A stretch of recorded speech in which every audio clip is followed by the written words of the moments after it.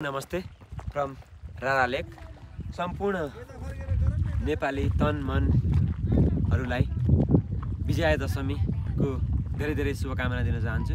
आज हामी दशैंको दिन यो रारा तालको यो छेउछाउमा बसेर यो शुभकामना दिइरहेका छौँ। पक्कै पनि यो रारा ताल हामी बुटोलदेखि 3 दिन 4 दिनको यात्रा गरेर यहाँ आइपुग्दासम्म बाटोमा थोरै कष्टहरू भयो होलान्, तर पक्कै पनि रारा ताल क्षेत्रमा प्रवेश गरिसकेपछि नमरी स्वर्ग देख्नु छ भने रारा ताल पुग्नुस् भन्छु म चाहिँ। पक्कै पनि यो दृश्यहरू साथीले देखाउन सक्नुहुन्छ। यो घुमाउरो दृश्य एकदम राम्रो छ।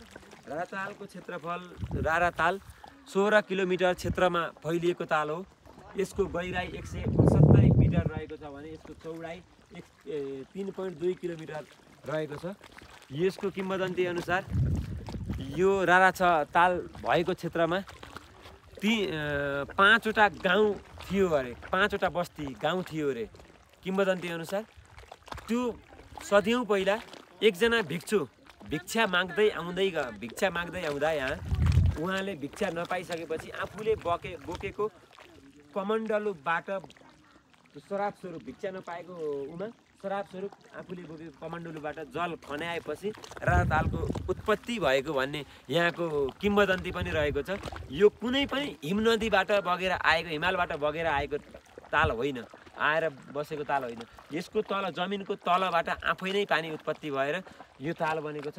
फेवाताल भन्दा पनि धेरै ठुलो यो ताल रारा ताल यो मुगु जिल्लामा अवस्थित छ। हजुरहरू पनि नेपालका धेरै क्षेत्रहरू घुम्दै हुनुहुन्छ, घुमिराख्नु भएको छ। नेपालमा कहाँ कहाँ घुम्ने भनेर गर्नुभयो, आफूले सोच प्लानिङ गरिराख्नु भएको छ भने मेरो सजेस्ट कर्णालीको यात्रा गर्नुहोस्, रारासम्म आउनुहोस्। धन्यवाद। विजया दशमीको धेरै धेरै शुभकामना।